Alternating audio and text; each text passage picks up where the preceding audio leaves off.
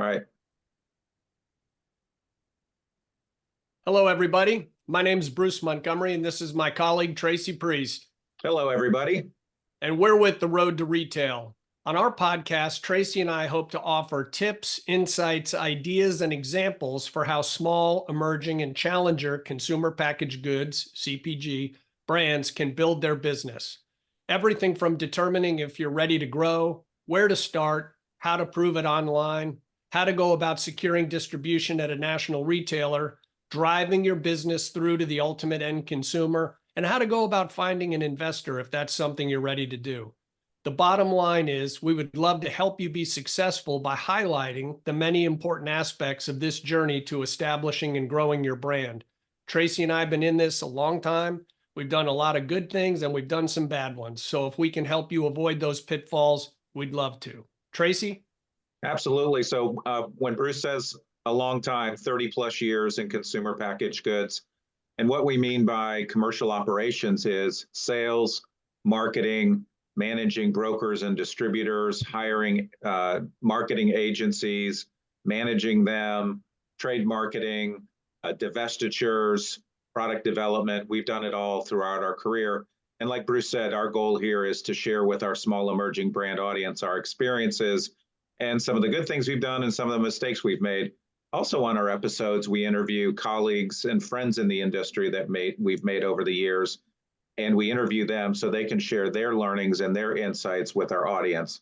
So today we've got a great guest. So Bruce, you want to introduce our guest this morning? Absolutely. Today we'd like to welcome my old friend George Brown to the show. George is the VP of Client Development at a market research firm called AcuPoll. In my opinion, these guys are crackerjacks. They have saved and helped us find our way on many projects over the years, and it's always been delightful to work with George and his team. So George, welcome to the show. Why don't you give us a little background on how you ended up where you are right now? Well, thank you for having me. I guess the other 32 people you called first couldn't do it, so I appreciate the 33rd call. So just to kind of give you background, I mean, I started in radio sales. I mean, everything I've done in my career has been about being accountable for driving sales. So back in 1990, I was in radio sales in Cincinnati. And, you know, I kind of learned a lot of things along the way at each of my career stops. In radio, I think I learned about creativity and the power of words and promotion to drive sales. From there, I went to a division of gray advertising. I was there for a dozen years. I created national promotions for Nike and Diageo. I've been in every Olive Garden and Red Lobster in the country, though that's something to brag about. But I learned a lot there too, and it wasn't just the large brands. Tell you a quick story. Gorilla Glue was unheard of. They didn't have national distribution. It was a great product, but they didn't have. They wanted to get into Home Depot. So I came up with an all sports radio targeted program to buy media in the 4 markets where a few Home Depots carried Gorilla Glue. It's only like 8 stores. And I used the power of local sort of DJ endorsers to talk about it. I used promotion, which was back then, I don't know if you remember a pitcher for the Mets called Al Leiter, but he was famous for breaking bats. So we'd Gorilla Glue them back together and give them out on air to people. So through all of that, people were going into every Home Depot asking for Gorilla Glue and they didn't carry it. So that prompted Home Depot to call them and set the meeting. So I really learned about the power of all the forces at work to make a successful product. And then from there, I came to AcuPoll Research, which was sort of the complete part of the puzzle, you know, where it starts, coming up with a good idea first, having a point of difference before you can even get to all the marketing. And, you know, over the past few years, AcuPoll's been part of 9 top 10 US launches, including Abbott's billion-dollar launch in 22, the home COVID, but not all of our projects are certainly built with mega brands. I mean, most of our clients over the past 30 years have been small to mid-sized companies, and helping them understand sort of what their point of difference is so that they can highlight, accentuate it, and drive sales and win consumers. Awesome. That's great. What a great story. I love that. Trace, want to dive in? Absolutely. So, George, as you know, our audience is primarily, small, emerging, and challenger brands. So tell us today a little bit about what actions and tactics you've seen, brand leaders take to be successful. And most importantly, what's a must-have for a brand to make sure they're as successful as possible? So tell us a little bit about what your thoughts are there. Sure. And again, I don't claim to be an expert, but over the past 18 years that I've been at AcuPoll, there are a lot of different reasons why something can be successful. But the number one thing is that a brand, regardless of size, has to have a point of difference. It can be actual, in some cases perceived, and that's the power of communication. I'll come back to that in a minute. Are you familiar with the Folgers story of their?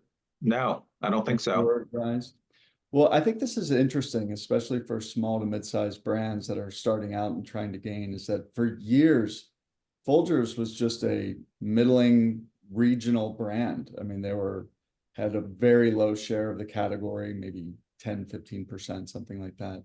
Their advertising was outdated. It was Mrs. Olsen, the couple come in from like the theater, and nobody goes to the theater. This was like in the 60s and early 70s. And everything about it was just sort of outdated. So the power of insight, their agency, and again, I'm not part of this, it's just a great story, is they did some insight work to figure out how and why people select the brands that they do. And it turns out they came across an insight that people actually kind of wake up to the aroma and the sound of coffee. Back then it was percolators, down there, your coffee machine, so you could hear it. And that actually made them want to get out of bed. So that one insight, and they focused on more of a secondary benefit, not the primary benefit of sort of aroma. And that insight took them from a middling brand to the number one far and away in the category for 40 plus years until Starbucks came along. And I think that really speaks to the power of finding something you can own and branding it and being the sort of the first. So that was not a primary benefit. All coffee kind of smells the same, but because they were the first and protected it, that was enough. So that was not an actual difference, but it's a perceived benefit for them. So finding some kind of a point of difference, a reason why consumers would want to buy, I think is probably the most critical thing for a brand today. I think it's really important that you know what that is. Bruce, you were talking about somebody might have a successful product sort of in their home arena. Everyone's tried it. It's word of mouth and people are buying it. But if you're trying to then get national distribution and grow, people are going to have to select you not because your best friend told you to buy it, but because you see the packaging and it has to be enticing to you just from that. So understanding why consumers are buying you is critical, because you might not know why. And so that won't allow you to highlight and take advantage of that fact, communicate it. And the other thing is, I promise you that if you're a growing brand, the larger brands are going to know what that is, why you're stealing share from them, and they're going to combat that. They're going to change their communication. They're going to do something to try and erase that advantage you have. I love the Folgers story. Yeah, the best part of waking up is Folgers in your cup. Your cup, we all know it. That's right. Yeah. So George, you you hit on something Tracy and I talk about all the time, and we've had other guests reinforce it, whether it's buyers from the large retailers that we've interviewed. One verbatim that comes to mind is, I don't need any more cut and paste brands. I don't need stuff that is exactly the same.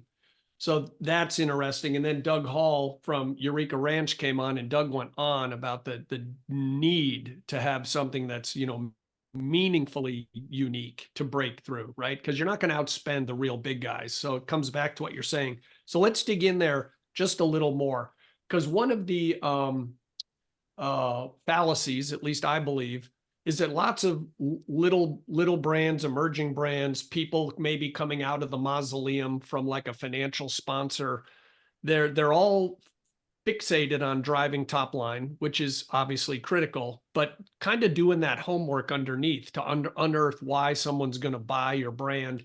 Can you talk a little bit, and you don't need to get into dollars and cents unless you'd like to, but can you help dispel these myths that everything in market research costs $500,000 and takes 9 months? I mean, can you talk about a few of the like smaller tactics or methodologies that, let's just stay on coffee. If the three of us were starting a regional coffee company tomorrow, what are some of the things, wearing your expert hat from AcuPoll, you'd say, guys, these are the 2 or 3 things we just have to do?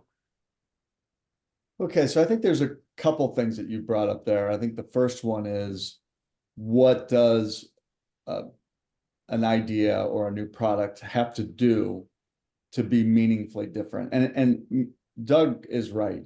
It's not just that your product is differentiated, it has to be meaningfully different. And that could be, maybe you're going to take the primary benefit of whatever that category is, and you're going to do it better. Maybe you've got a new technology that is now going to make it more effective. So it could be more convenient. It could be quality or taste, or an ingredient that makes people believe that it's going to perform a little bit better. Whatever those are, that's the primary benefit, and you're going to do that better. So that's the reason why I might buy it. So remember, consumers walking through the grocery store with little kids screaming and all of that, their sort of system is already set up to just grab what they already know. So you've got to break that spell with something pretty intriguing. And of course, you're probably going to need to do that before they get to the store. But regardless, it needs to shout out something that's meaningfully different to them. The other thing you can do is offer a benefit that maybe nobody in the category is doing right now. But that's where, with what Doug said, is what I'd tell you is, just because the category doesn't offer it doesn't mean that consumers want that benefit from this category. Talking about coffee, you could come out with a coffee that has vitamins in it. Well, consumers might not want that. In fact, I know I've tested ideas in the past, and it's because it's already convenient to get vitamins from other places. And that could mess with the primary benefit of taste. So that might not work. So that wasn't meaningful to them. I can't tell you the brand name, but the worst idea in the history of AcuPoll's database was a teriyaki flavored antacid. Oh, So Oy. that was new and different for sure. But wait a minute, Tracy and I didn't test that when we were at Bear, did we? No, I don't think so. But so that was certainly unique and offering a flavor benefit to something that but was clearly rejected. So finding something that consumers want that is meaningfully different and that adds to wanting them to buy the product is certainly critical to gain attention. Now, in terms of dispelling the myths of research, yeah, I mean, a concept test, you could do 3 concept tests for rotated for probably, I don't know, $3,000 an idea. You can certainly test ideas before that sort of statements to make sure that you're investing in the right sort of ideas, sort of short idea starter for, less than $1,000 an idea for sure. Hey, George, let's back that up 1 second. Can you, for people that may not know, can you explain in like Forrest Gump English what a concept is? Concept test? Yeah. So what's really interesting, and I know I kind of go off on tangents here, but I feel like if you equate the launch of new products to the NFL, right? So back in the 90s, it was a defensive league. Well, I think the same thing is true of products. I mean, everything was designed to defend the big brands in store. It was hard to get distribution, but something definitely shifted, certainly with online and everything else that, anybody can launch a brand at any time. And the rules sort of changed like the NFL. It's definitely more of an offensive league. Sure. And so when we do a concept test, it's kind of that same philosophy, and I'm sure other people do as well. But what's really critical is to have a system set up where you can find out if you have a good idea. A lot of good ideas are lost because if something doesn't look broad, it defaults to looking bad. So being able to look at key segments, the growth of new products is something might not start large, but it can grow large. I mean, Red Bull was an example of Fairlife milk, which Coke ended up buying. That was a premium niche product in a commodity category that had no chance of looking successful in most methodologies. But if you dig in to find a passionate niche audience, it's not that the idea is bad. It's fantastic the way it is. It's just with a smaller audience. And then that tends to grow larger. So when you ask what a concept test is for us, we start out asking a lot of upfront questions that sort of relate attitudinally to the product. So not only are you looking, is this a good idea among the total sample of, say, Gen Pop and category buyers, but attitudinally, people that maybe should be predisposed to liking the idea, that agree with the insight behind the product. Then we will get into asking, do you want to buy this? We'll show them the concept. Sorry, let me back up. Before that, we're also going to ask, how effective do you think current products are at doing X, Y, and Z, whatever those sort of primary benefits are? Has nothing to do with this idea yet. It has just to do with, how effective is it in the category now? So then after they read your concept, we'll rate for purchase probability. Do they want to buy it? How new and different is it? What do they think of the price? And then we'll get at how effective do you think this product would be at doing X, Y, and Z? And then we'll sort of ask an open end and have them tell us, what they like or dislike about it among various things. And so then what you're tasked to look for is, okay, do they like the idea? Did they want to buy it? Do they think it's unique? And what do they think of the price? Now, here's where you mentioned Me Too products. If consumers they want to buy it, but they don't think it's unique, you're going to need for that to be an A on price. Like, it has to be a really good price. So now you're competing on price because it's just like everything else. And they don't think it's going to be any more effective than anything that's out there. So why would they buy it? Well, the only reason they would is price. And that's kind of a proposition you don't really want to go down. That's just a Me Too product. But then we can look at, the opposite's true. They could say, wow, I really want to buy this.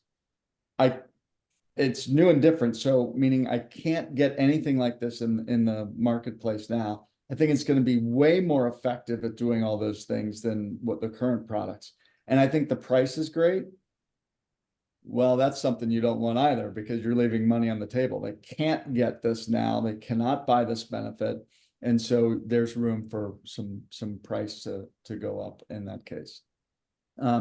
Interesting, because what you just described is a bit of the search for the white whale of white space. Everyone talks about, I just need to find something in the white space. And when Tracy and I interview retailers, again, that's what they want, because they don't want to take all the time and effort to cut in an item that's not going to drive their category performance better than what they already have.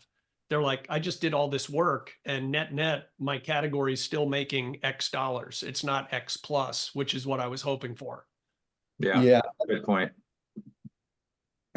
So there are a lot of secondary objectives to any type of concept test, and that's what we like to do, is understand everything that you're battling, because a concept test does not have to be, these are there's only 3 questions you can change. You should be able to customize it to be able to ask the right questions. And certainly the questions about where trial's coming from are going to be important for a retailer. Is this going to help them? Is this idea going to help trade people up from lower price brands? Is it going to steal from higher price brands? Because that's certainly something they don't want. So all of those things should factor into the kinds of questions you ask. Tracy? Yeah, great point. So you talked about concept testing. So tell our audience a little bit more about maybe some other types of baseline research that you would recommend our small emerging brand audience should do. And then also the cost of that. You mentioned some of the costs already. Because a lot of our audience, they want to spend all their money on sales, right? They want to drive top line revenue. And so the perception is that research today costs $50,000. It takes 6 months to execute. And we all know that that's not true. So maybe give our audience some examples of some other, baseline research that they can do and what those costs are and maybe timelines. Yeah, and if I can add to that, George, before you answer, so building off Tracy's question, maybe specifically around things such as the impact of your current package design, the importance of claims, because Tracy and I see lots of brands in the natural, organic, how important is gluten-free? In some categories, it's a cost of entry. It's expected now. In others, like your teriyaki antacid, I mean, who cares if it's gluten-free? That has nothing to do with whether it's working or not. So rock and roll. So there are lots of research you can do for under $10,000. A good packaging evaluation, you asked which brands what kind of research should they do? I think it's critical that you understand your packaging, what's driving interest in that, because it's limited space. So you might think, to Bruce's point, that some of the things you're shouting out are important, but they might not be. Right. Another thing you see a lot of time are features with no stated benefit that aren't connected to anything. Well, consumers don't buy features, they buy benefits. So if they don't understand why I should care that it's made from ubajara juice, then that falls flat. So packaging research is really critical. And I'll tell you another element. I'm sure other people do this. We were one of the first companies, probably 15 years ago or more, to realize that, a concept test is built around the idea of a 30-second ad. That's really what it was. Good point. Well, most brands, especially smaller brands, they're not coming up with a 30-second ad. They're not doing television. So your package really is your concept. So that's really the main way people are going to know anything about you. So when we test packaging, we ask concept questions of the packaging. We think that's probably the best measure of a packaging's performance, is to just show the packaging and ask, do you want to buy it? Do you think the product is new and different? We'll still get to appeal of the packaging and distinctiveness and those things, but you might have the best product in the world, but if it doesn't shout that like a concept would when you read it, from just walking down the aisle, people aren't going to know to buy it. So understanding what's working on your packaging, what isn't, and what is driving interest in your brand to begin with, so that you can then put that on there. Tracy, you had mentioned claims, how important that is to call out the right ones and in the right order. Right. What is the hierarchy that people are going to? So that research, I think, is critical. Another, I think, critical piece of research is probably just understanding the ever-changing category itself. I mean, everything's changing. So Right. what you think you knew a while ago, whether it's because of inflation, political climate, distribution, new entrants, there's so many variables. So getting a quick understanding of a snapshot of what's happening right now today, including what's important to consumers in their decision of what to buy. That might be different today than it was 8 months ago. So if all of your equity in what you communicate has shifted and you're now shouting the fourth or fifth or a tertiary reason why people buy, which used to be, one of the top two, then you're over communicating something that's no longer important. And you're losing ground to the new entrants that are now gaining share because, maybe it's about sustainability. Maybe it's, there's a war against sugar. So anything with sugar in it, or, those poor guys 20 years ago that were made of carbs, they could use a good friend. So understanding how the category, what's important, what you stand for with consumers and why they're buying you versus other people, I think is critical. That's awesome. Yeah, so that's really helpful. Using that, I never thought of that example of a concept as a kind of based off the old 30-second commercial, but everything you just said, not only can it help you with your brand positioning, it can also help you with your packaging and with your communication. Because to your point, you don't want to talk about something that either people don't care about or it's like the fifth thing they care about, right? Think about cars, gas or gas mileage or electric range, safety, cost, no one really kind of cares how many cup holders you have as a top four issue. So let's build off of this. So small emerging challenger brands, they've done some homework, and I know that you've probably seen about 4 million decks in your life or helped build them. What do you think are the couple of really key research points that a brand needs to have in their very crisp 15-page deck to a retailer to prove they've done their homework? Yeah. What are those, to your point, differentiation? It's going to be additive to the category. We talk to consumers about X. What is your counsel to these brand people? Because we've heard over and over, if someone hasn't tasted, tried, used, people tend to believe data. The other thing that we've heard from a really great soundbite when Tracy and I interviewed retailers, one of the buyers said, what really gets me is when a brand tells me something I couldn't possibly have known before this meeting. Yeah, so I think there's a lot of things that they're going to want. And again, I don't claim to be an expert, but here are the types of things that we would include into a test. Probably the simplest thing to do is to make sure that whatever approach you do with your research, it needs to look at key segments. It's not just this isn't a total sample world. Maybe you are already starting with, a somewhat limited audience. It's not Gen Pop. Maybe it's, people that buy snacks 3 times a week. Whatever the case might be. So the first thing you're going to want to look at is who is interested in this product. Are you attracting new people, or are you getting people to buy the category more often? That's going to be a stat that they'll probably want to look at. Are you growing the category, or are you going to get people to buy more from the category?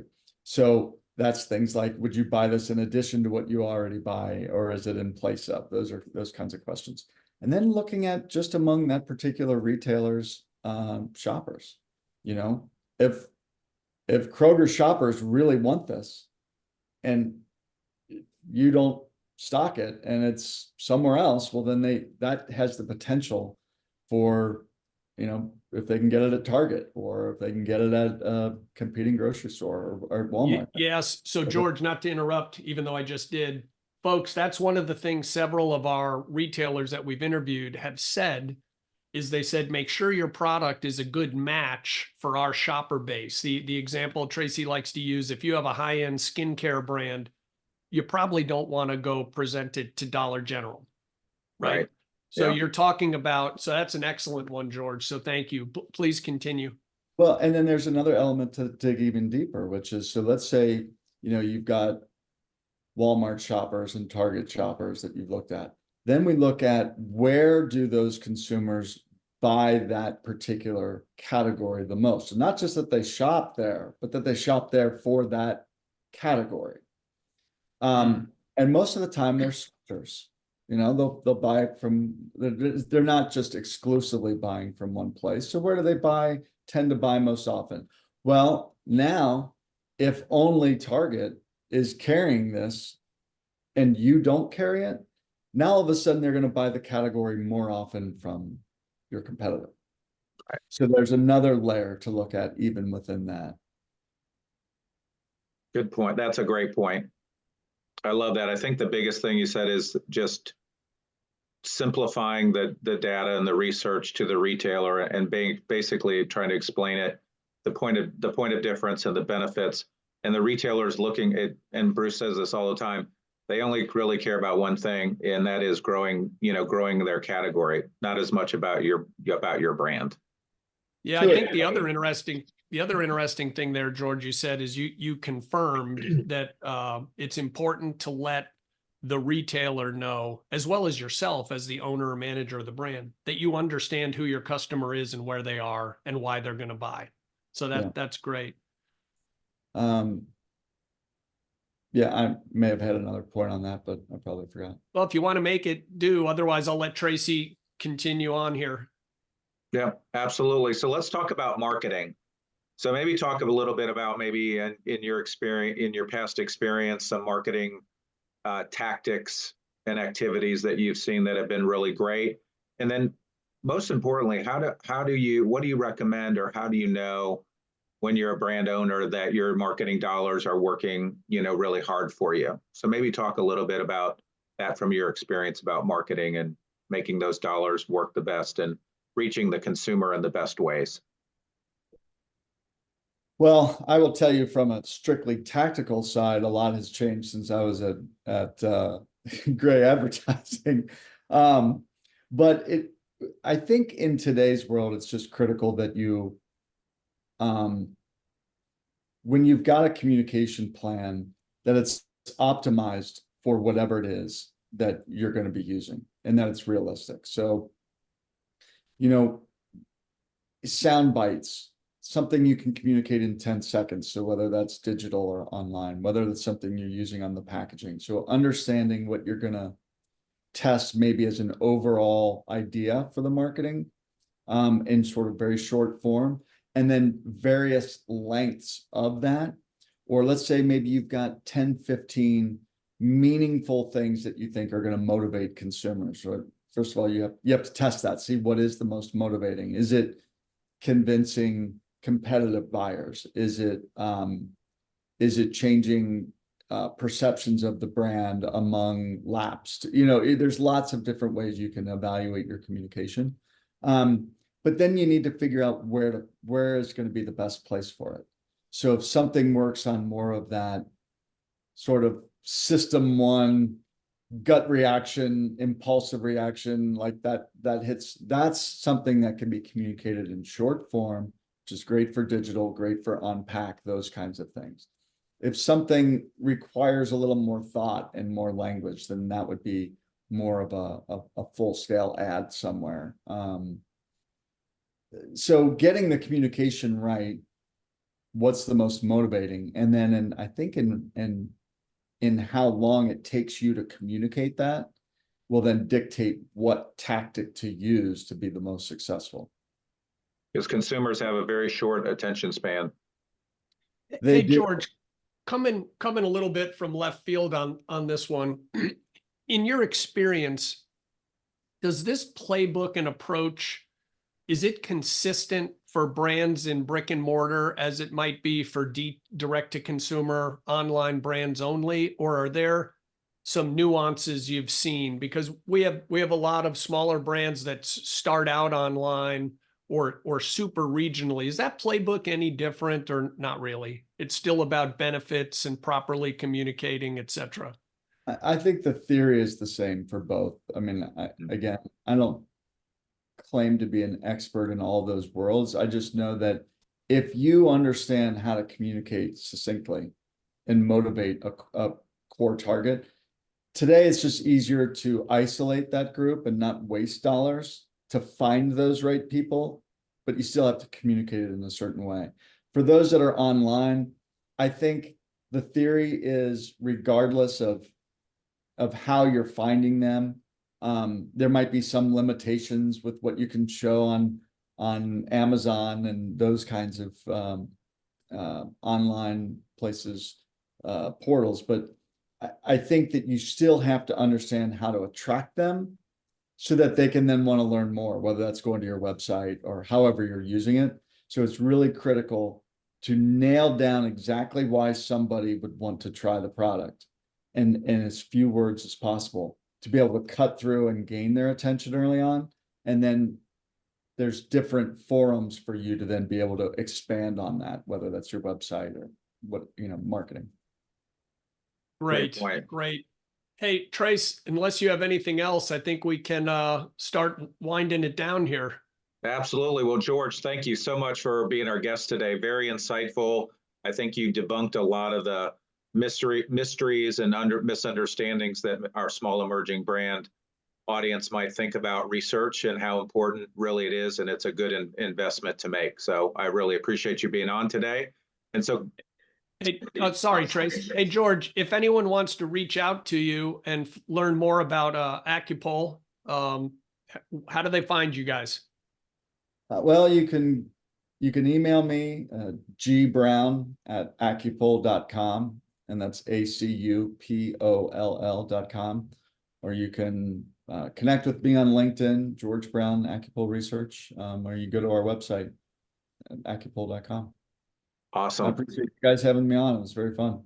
Absolutely. So thanks so much again, George. Thank you, audience, for joining us today. And please continue to follow us on our Spotify, Apple iTunes, anywhere where you download podcasts. We're there. We have our YouTube channel, and you can also follow us on LinkedIn. So we would appreciate any followers to join us. So thank you again, and enjoy. Good luck out there, folks. Thanks, George. You're welcome. Bye-bye.